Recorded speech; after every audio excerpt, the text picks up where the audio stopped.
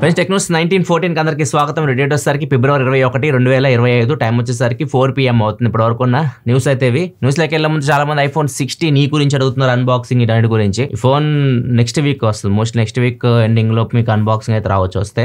And phone చాలా మంది అడుగుతున్నారు కొనొచ్చా iPhone 16 అని చెప్పేసి. iPhone 16 50,000 పెట్టి కొనుక్కునే బదులు ఐఫోన్ కొద్దిగా యాడ్ చేసుకుని iPhone 16కి వెళ్ళిపోవడం బెటర్. కొద్దిగా ప్రైస్ వీళ్ళు 50,000 రూపాయలు ఆ రేంజ్లో తీసుకొస్తే బాగుండేది ఏంది. సో మరీ ఎక్కువ పెట్టేసారు అనిపించింది నాకైతే. ఫ్యూచర్లో ఒకవేళ తగ్గింది అనుకోండి అప్పుడు దీన్ని మీరు చెక్ చేయొచ్చు, కానీ ప్రజెంట్ అయితే మాత్రం వీళ్ళు పెట్టిన ప్రైస్కి అయితే మాత్రం అంత వర్త్ అయితే కాదు. 16కి వెళ్ళడం better option. iPhone 16లో C1 chip ఒకటి యూస్ చేస్తారు, అంటే మోడెం C1 చిప్ అని వీళ్ళ ఓన్ మోడెం యూస్ చేస్తారు. యాక్చువల్గా అయితే వీళ్ళు Qualcomm నుంచి తీసుకుంటుంటారు మోడెమ్స్. iPhone 16లో Qualcomm మోడెం ఉంది, 16Eలోనే C1 చిప్ యూస్ చేశారు. దీనివల్ల కొద్దిగా బ్యాటరీ లైఫ్ ఇంప్రూవ్ అవుతుందని చెప్తున్నారు iPhone 16 కంటే 16Eలో. ఫ్యూచర్లో వచ్చి iPhone 17 సిరీస్ ఉంది, 17 సిరీస్లో కూడా యాపిల్ వాళ్ళ ఓన్ మోడెమ్స్ యూస్ చేస్తారని చెప్తున్నారు. Qualcomm నుంచి అయితే మోడెమ్స్ అయితే తీసుకోరు. సో ఇది ఒకటి చేంజ్ మనం iPhone 17 సిరీస్లో. iPhone 17 సిరీస్ 17 Air కూడా వస్తుంది ఈసారి, స్లిమ్మెస్ట్ ఫోన్. సో దానిలో కూడా యాపిల్ ఓన్ మోడెమ్స్ అయితే యూస్ చేయబోతున్నారు. ఒప్పో నుంచి ఒప్పో Find N5 అని చెప్పేసి ఒక ఫోల్డబుల్ ఫోన్ని లాంచ్ చేసింది. సో ఇది ఇప్పటి వరకు లాంచ్ అయిన ఫోల్డబుల్ ఫోన్స్ అన్నిటితో కంపేర్ చేస్తే slimmest phone and lightest phone అని చెప్పొచ్చు. దీని వెయిట్ 229 grams ఉంటుంది, 230 grams దగ్గర. నార్మల్గా మనకి ఇప్పుడున్న మార్కెట్లో ఉన్న ఫోల్డబుల్ ఫోన్స్ 240, 245 grams ఆ రేంజ్లో అయితే ఉన్నాయి లైటెస్ట్ ఫోల్డ్స్. ఇది వచ్చేసరికి అంతకన్నా తక్కువ 230 grams లోపే వస్తుంది. అండ్ దీనిలో థిక్నెస్ కూడా చాలా తక్కువ ఉంటుంది. ఒకవేళ దీన్ని అన్ఫోల్డ్ చేశారనుకోండి జస్ట్ ఇది 4.21 mm థిన్ అయితే ఉంటుంది. అదే మీరు ఫోల్డ్ చేస్తారనుకోండి 8.93 mm థిన్ ఉంటుంది. ఇప్పుడు నార్మల్గా ఉండే ఫోన్స్ ఎలా ఉంటాయంటే మీకు అన్ఫోల్డ్ చేస్తే థిక్నెస్ దగ్గర 5.8 mm ఉంటాయి, ఫోల్డ్ చేస్తే థిక్నెస్ 11.7 mm ఉంటాయి. సో మీకు మొత్తం ఓవరాల్గా చూసుకుంటే మాత్రం చాలా స్లిమ్ చేశారు ఫోన్ని అండ్ లైట్ చేశారు. ప్రాసెసర్ వచ్చేసరికి లేటెస్ట్ ఫ్లాగ్షిప్ స్నాప్డ్రాగన్ 8 Elite ప్రాసెసర్తో వస్తుంది. లోపల డిస్ప్లే వచ్చేసరికి అన్ఫోల్డ్ చేస్తే 2K స్క్రీన్, అది LTPO ప్యానల్. అండ్ బయట స్క్రీన్ వచ్చేసరికి ఫుల్ HD డిస్ప్లే, 2 AMOLED స్క్రీన్సే. కెమెరాస్ విషయానికి వస్తే బ్యాక్ సైడ్ వచ్చేసరికి 3 కెమెరాస్ ఉన్నాయి. 50 MP main camera and 50 MP periscopic lens కూడా ఉన్నాయి. 8 MP వైడ్ యాంగిల్ కెమెరా ఉన్నాయి బ్యాక్ సైడ్. అండ్ 2 ఫ్రంట్ లోపల ఒక 8 MP కెమెరా అండ్ కవర్ స్క్రీన్లో ఒక 8 MP కెమెరా అయితే ఉంటుంది. సో మొత్తం 5 కెమెరాస్ అయితే ఈ ఫోన్లో అయితే ఉంటాయి. 5600 mAh బ్యాటరీతో వస్తుంది. 80 watt super VOOC charging support ఉంది and 50 watt wireless charging support కూడా ఉంది.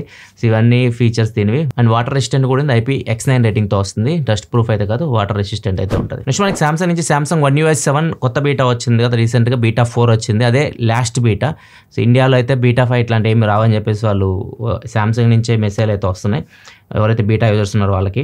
సో మీకు బీటాస్ అయిపోయినాయి, తొందరలోనే స్టేబుల్ వర్షన్ అప్డేట్ రాబోతుంది అన్నట్టు చెప్తున్నారు. One UI 7 stable version update తొందరలోనే వీళ్ళు రోల్ అవుట్ చేయొచ్చు. నెక్స్ట్ న్యూస్కి వెళ్ళే ముందు డీల్ ఆఫ్ ద డే చూసుకుని OnePlus నుంచి OnePlus 12R లోయెస్ట్ ప్రైస్కి అయితే వస్తుంది. ప్రజెంట్ ఇది నార్మల్ సెల్లింగ్ ప్రైస్ వచ్చేసరికి 32,999 రూపాయలకి వస్తుంది.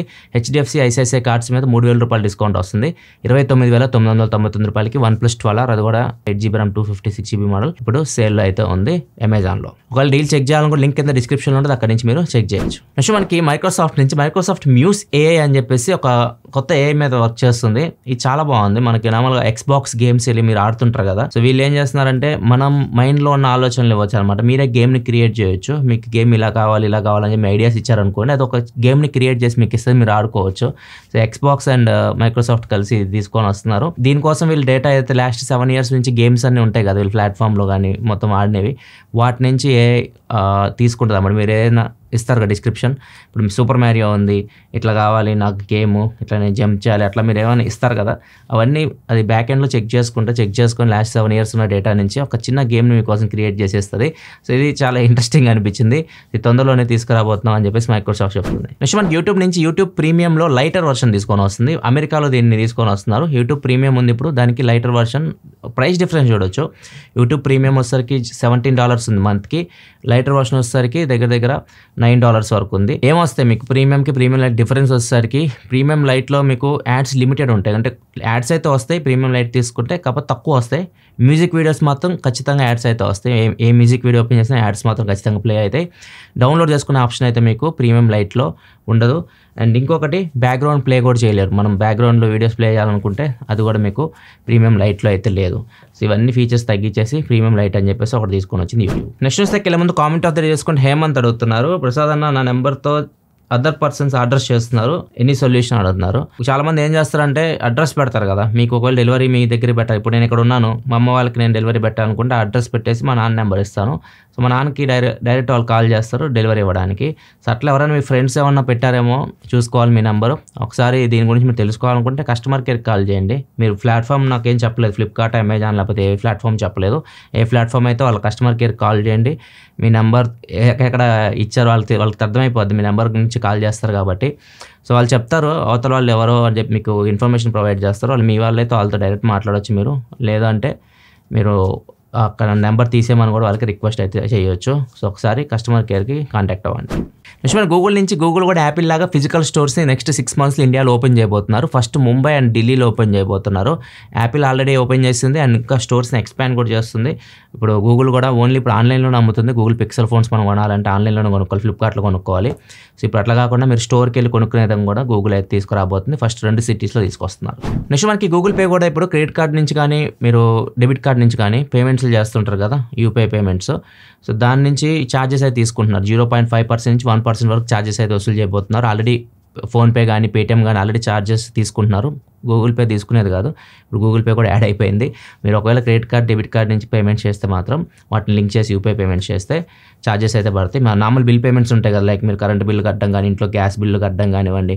సో మీరు రెగ్యులర్గా బిల్స్ కడుతుంటారు కదా, వాటి మీద ఛార్జెస్ అయితే పడతాయి, చూసుకోండి. నెక్స్ట్ మనకి బ్లూ స్మార్ట్ అని చెప్పేసి ఇది నార్మల్గా ఓలా ఊబర్ లాగా అనమాట కంపెనీ. వీళ్ళు రైడ్స్ ప్రొవైడ్ చేస్తూ ఉంటారు. వీళ్ళు పెట్స్ రైడ్స్ అయితే తీసుకొని వచ్చారు. ఆల్రెడీ ఊబర్లో ఉంది, కాకపోతే ఊబర్లో కొన్ని రిస్ట్రిక్షన్స్ అయితే ఉంటాయి. మీకు పెట్ మరి భయంకరమైన పెట్ అయితే తీసుకెళ్ళడానికి ఉండదు అనమాట. రాట్ వీలర్ అట్లాంటివి అలో చేయరు వాళ్ళు. ఫ్రెండ్లీ పెట్స్ మాత్రం అలో చేస్తారు. అండ్ పెట్తో పాటు ఒకళ్ళు మాత్రం వెళ్ళాలి, ఒక పెట్ ఒక మనిషి, అంత మించి ఎక్కువ వెళ్ళడానికి అయితే ఉన్నాయి. ఇట్లా కొన్ని రిస్ట్రిక్షన్స్ అయితే ఉన్నాయి. వీళ్ళైతే ఏం చెప్పట్లేదు వాటి గురించి. మా ప్రాపర్టీ డ్యామేజ్ చేయకుండా చూసుకోవాలని మాత్రం చెప్తున్నారు. అవి గీకుతుంటాయి కదా లోపల కూర్చొని. సో మా ప్రాపర్టీ డ్యామేజ్ చేయకుండా కార్ని చూసుకోవాలని చెప్పి చెప్తున్నారు. ప్రజెంట్ ఇది ఢిల్లీలో స్టార్ట్ చేశారు సర్వీస్ అయితే. నెక్స్ట్ మనకి ఈరోజు ఫ్రైడే కాబట్టి చాలా మంది ఓటీటీ రిలీజ్ గురించి జరుగుతూ ఉంటారు. డాకు మహారాజ్ వచ్చింది. ఒకవేళ మీరు చూడాలనుకుంటే వీకెండ్ డాకు మహారాజ్ నెట్ఫ్లిక్స్లో మీరు ఎంజాయ్ చేయొచ్చు. అండ్ దీంతో పాటు ఇంకో మూవీ కూడా వచ్చింది, హిందీ సినిమా, ఇది బేబీ జాన్ అని చెప్పేసి. ఇది ఆల్రెడీ మీరు చూసేసి ఉంటారు. తమిళ సినిమా తేరీ రీమేక్ ఇది. మన తెలుగులో కూడా వచ్చింది, పోలీసోడో సంథింగ్ ఏదో నేమ్తో వస్తుంది. హిందీలో చూడాలనుకుంటే ప్రైమ్ వీడియోలో ఉంది. నెక్స్ట్ మన కేరళ నుంచి, కేరళలో రాధాకృష్ణ కురూప్ అని చెప్పేసి ఒక వ్యక్తి కోడిపుంజి మీద కంప్లైంట్ అయితే ఇచ్చాడు. ఆయన రీజనల్ డివిజన్ ఆఫీసర్కి అయితే ఇచ్చాడు, ఆర్డీఓకి అయితే కంప్లైంట్ అయితే ఇచ్చాడు. అది ఏం చేస్తుందంటే రోజు 3 గంటలకు పొద్దున్నే నిద్ర లేపుతుందంట.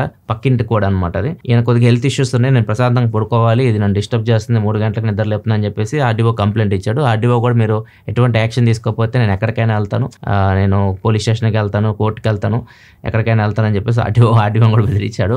ఆర్డీఓ పుంజుని పెంచుకున్న వాళ్ళకి ఏం చెప్పాడంటే, ఆయన మొత్తం ఎంక్వైరీ చేశారన్నమాట. చుట్టుపక్కల చాలా మందికి ఆ పుంజు వాళ్ళ డిస్టర్బెన్స్ వస్తుంది, అందుకని చెప్పేసి ఆ పుంజుని ఎక్కడికైనా తీసుకెళ్ళమని చెప్పాడు వాళ్ళ ఓనర్స్ని.